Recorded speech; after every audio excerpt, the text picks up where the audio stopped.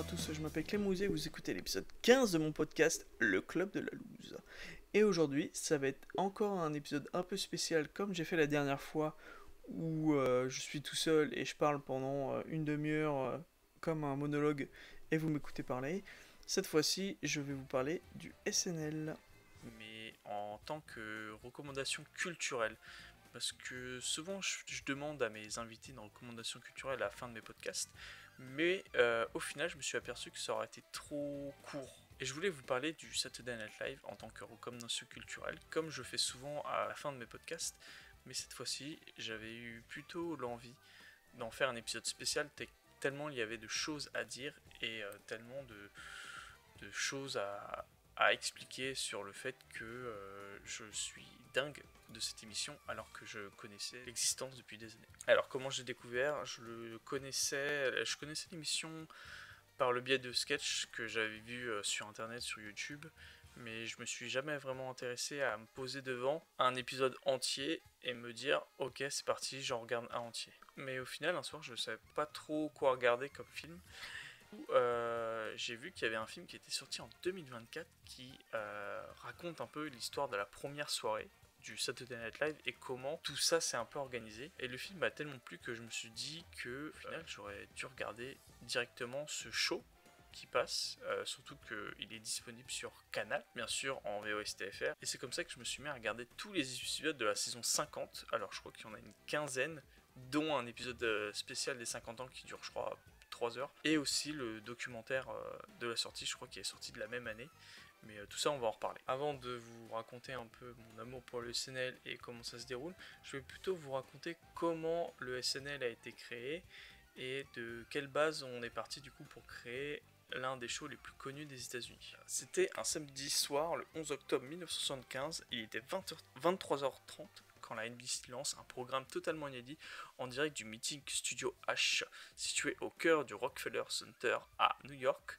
Le nom de l'émission, à l'époque, le NBC Saturday Night. Ce n'est plus tard qu'il prendra le titre définitif du Saturday Night Live. Derrière ce pari un peu fou, Lorne Malkiel, un jeune producteur canadien de 30 ans, inconnu au grand public, soutenu par le président de la NBC à l'époque, Urt Scholzer, il veut créer quelque chose de nouveau, une émission de variété hebdomadaire diffusée en direct avec des sketchs comiques, des invités musicaux et surtout un ton libre et qui se moque de la politique des célébrités de l'Amérique, bref, du monde tel qu'il est. À cette époque, la télévision américaine est trop codifiée, très contrôlée. L'idée même de faire des émissions en direct avec des humoristes qui improvisent, qui poussent les limites, même parfois sur certaines blagues, c'est presque un acte de résistance culturelle. Le tout premier épisode est présenté par le légendaire George Carlin, j'en ai aucune idée comment on dit, un humoriste qui incarne à lui seul l'esprit testataire des années 70. Sur scène ce soir-là, deux invités musicaux, Bill Preston et Janie Young, et surtout une troupe de jeunes comédiens inconnus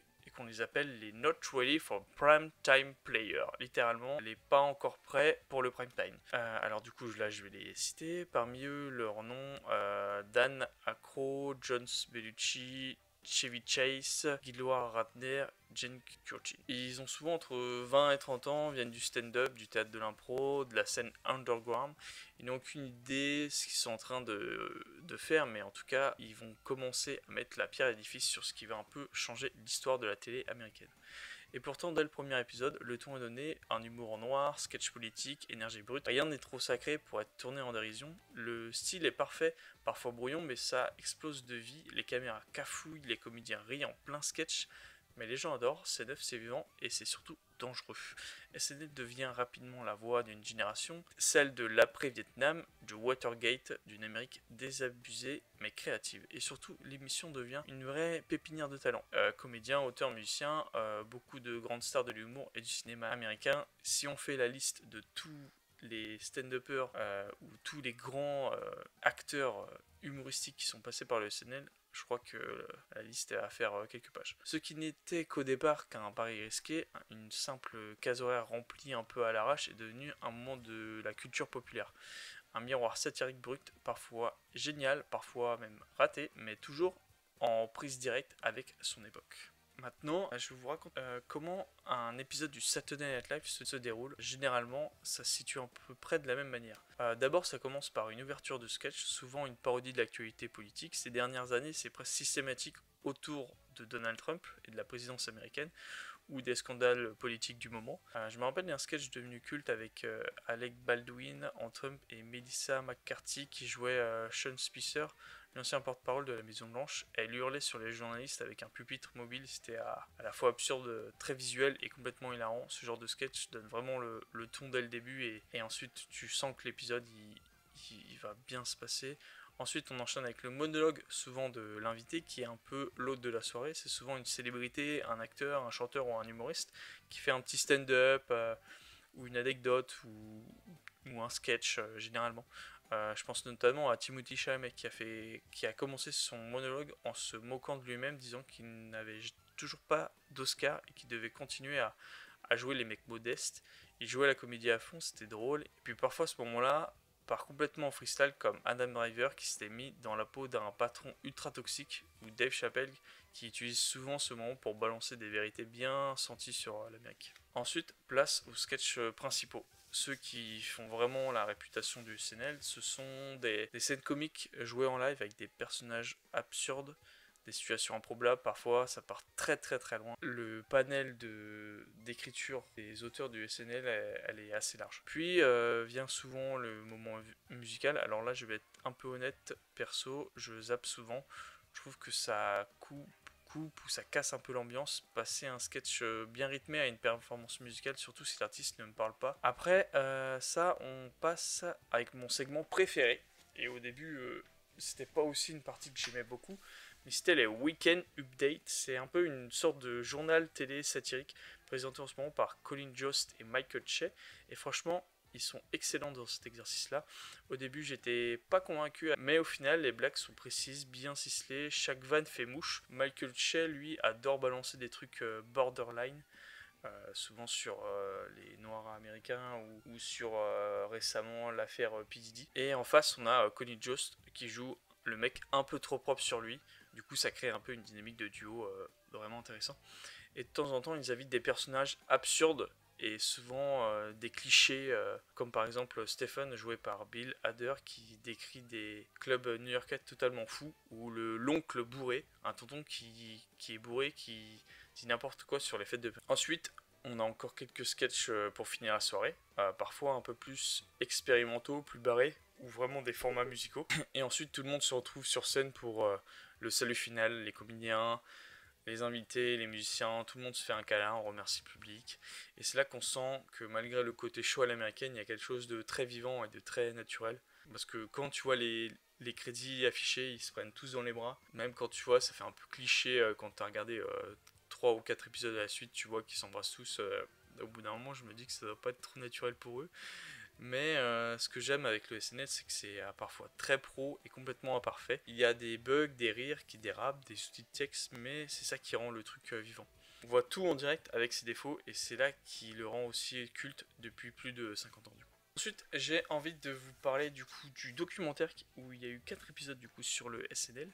Les 4 épisodes sont extrêmement différents, ne se suivent pas. J'ai l'impression même que ça a été réalisé par des personnes différentes. Et on peut tout à fait détester le premier épisode et adorer le deuxième, ou inversement.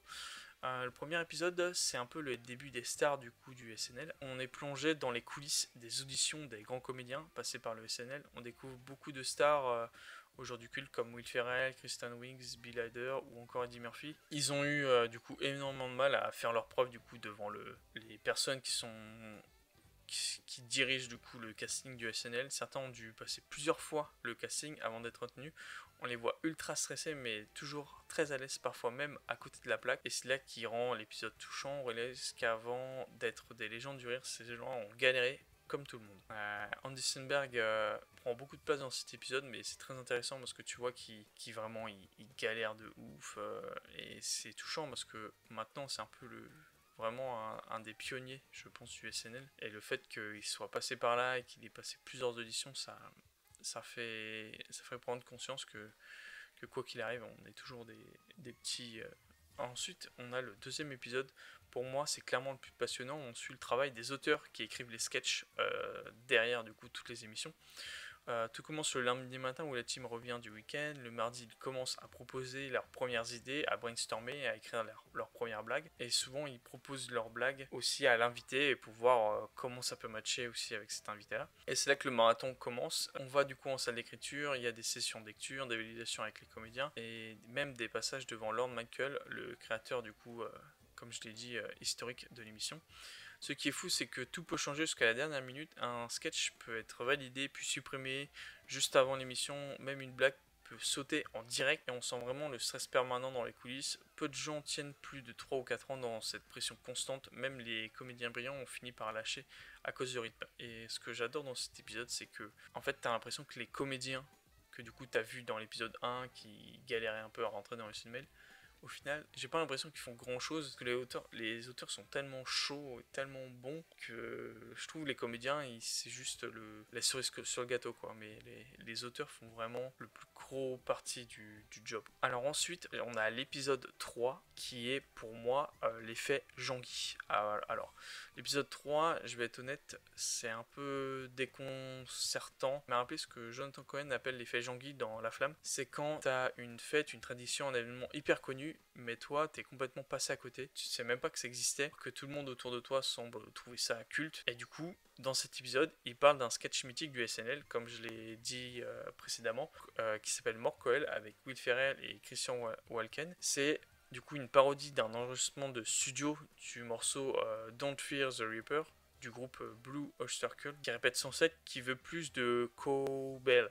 C'est plus de cloche de vache. Et Will Ferrell en chemise trop petite et ventre à l'air tape frénétiquement sur une cloche de vache au premier degré. Ce sketch est devenu super culte aux États-Unis tellement que Will Ferrell encore aujourd'hui se fait constamment demander de rejouer cette scène. Et pourtant, moi perso, j'étais jamais tombé dessus avant, je l'avais jamais vu, jamais entendu mentionner. Et quand je l'ai découvert dans le docu, j'ai eu un ce moment de mais attends quoi, pourquoi c'est aussi énorme, pourquoi tout le monde connaît ce truc de ouf. Et c'est pour ça que je parle d'un effet Jean-Guy. C'est comme si toute une partie de la pop culture m'avait échappé sans que je le sache. Ils ont même montré des passages quand la France a essayé de faire un SNL du coup français où on voit Gérard Darmon je crois et Gad Elmaleh qui refont ce sketch et j'étais en mode mais pourquoi c'est culte, en plus c'est pas super drôle, enfin même cette année-là, les épisodes que j'ai vus cette année, j'ai un sketch avec Timothée Chalamet, où il imite un professeur de sport dans une salle de sport avec des comédiennes qui doivent faire du sport attachées à des élastiques. Et j'ai trouvé ça, ce sketch hilarant. Et le sketch dont on parle, qui s'appelle du coup Mort Cobel, je trouve vraiment pas si drôle que ça quoi. Et ensuite du coup, le quatrième épisode, qui est pour moi celui-là qui m'a le moins plu et celui-là qui m'a un peu plus déconcerté. Enfin, j'ai pas trop compris le but de cet épisode-là et pourquoi ils en ont parlé. Mais du coup, le dernier épisode du documentaire nous plonge dans une période charnière et vraiment assez chaotique de l'histoire du SNL. On est au tout début des années 80, l'émission a déjà eu son lot de succès et de stars, mais ça tangue un peu sévère niveau audience. Après quelques saisons, Lorne Michael, le créateur et producteur historique du show, quitte temporairement l'émission. Il est épuisé, il veut prendre du recul et travailler sur d'autres projets. Et son départ laisse un énorme vide. NBC tente alors de faire suivre l'émission sans lui en passant par d'autres producteurs et c'est là que ça commence. La qualité chute, les audiences suivent pas, les sketchs sont faibles, le ton devient confus, la magie n'opère plus. C'est un peu une traversée du désert.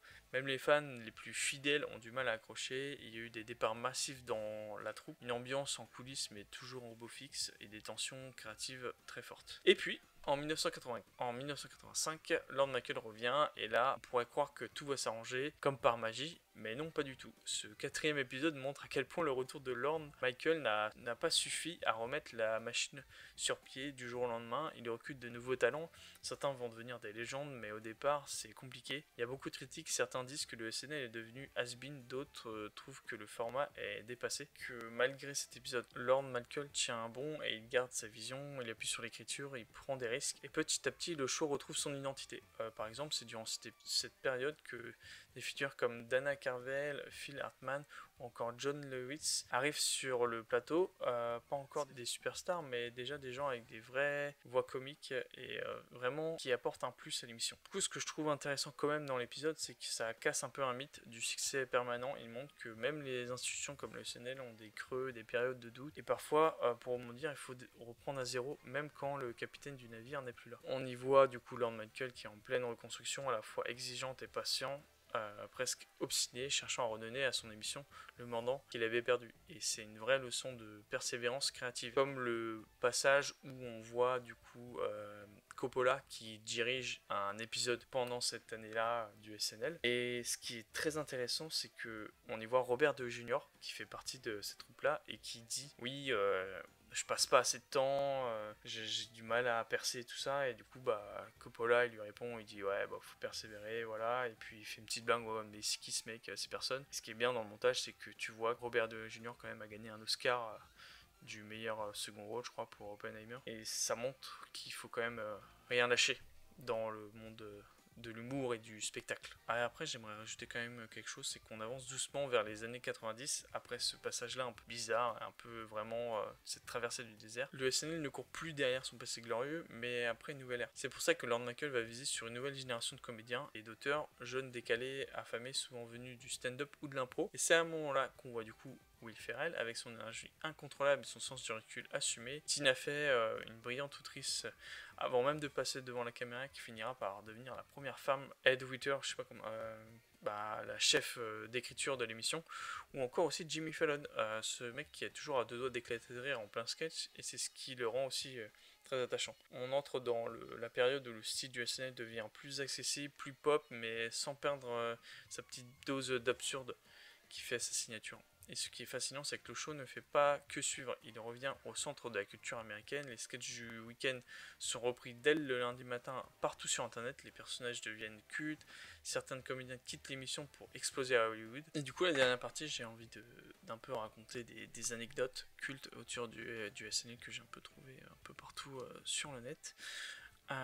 Comme Elvis Costello qui était censuré en direct car en 1997 il a été invité à jouer un morceau en live, sauf qu'en plein milieu de sa première chanson il s'arrête net, demande à ce groupe de changer et balance à la place un titre polémique engagé qui n'était pas censé chanter. Résultat, banni du show pendant plus de 10 ans. Aussi, Ashley Simpson sur le playback gênant. En 2004, elle monte sur scène pour chanter, sauf que la bande son de sa première chanson repart toute seule alors qu'elle est censée en chanter une autre. Gênée, elle fait une petite danse chelou et quitte la scène. C'était un scandale du playback qui fait le tour des JT. Ou encore Bill Hader, où il incarne un chroniqueur nightlife complètement déjanté, qui n'arrive jamais à garder son sérieux. Pourquoi ? Parce que Seth Meyers, aussi à ses côtés, chante souvent des blagues de la dernière minute sans prévenir, ce qu'il fait éclater en direct, et c'est devenu un running gag adoré par les fans. Ou même un peu l'histoire d'Eddie Murphy qui a sauvé l'émission en 1981, où le SNL était en chute libre. Le jeune comédien de 19 ans, Eddie Murphy, arrive, il invente des personnages cultes comme Monsieur Robinson ou Gumby. Il est le premier membre de la troupe à animer l'émission alors qu'il est en fait déjà parti. C'était du jamais vu à l'époque. Ou encore quand Sarah Palin, candidate à la vice-présidente des États-Unis, émerge sur la scène politique en 2008, Tina fait la parodie, au point que certaines personnes croient que c'est la vraie. Sa fameuse réplique I can see Russia from my house est restée dans l'imaginaire collectif, même si Palin n'a jamais dit ça en vrai. Et ce qui me fait un peu penser à cette année où on sait que le SNL était très politique et qu'ils ont beaucoup joué aussi, pas dans la décision des électeurs américains pour la présidence américaine entre Trump et Kamala Harris. Et on va pas se le cacher, le SNL est pro-démocrate. Déteste, avec tous les sketchs sur Trump, vraiment ils font que ça de les clasher. Et ce qui m'a fait un peu rire, c'est que quand tu vois les sketchs du début de saison, parce que du coup je crois que ça commence en septembre et ça finit en mai, du coup j'ai pu voir toute l'évolution de la présidence américaine et du coup de la campagne, et on voit que ça monte crescendo, et plus on sent, du coup je crois au mois de janvier, je crois c'est là où il a été élu, je crois, Donald Trump, on sent que le SNL a poussé un peu le bouchon pour promouvoir Kamala Harris, à un point où même Kamala Harris est même venue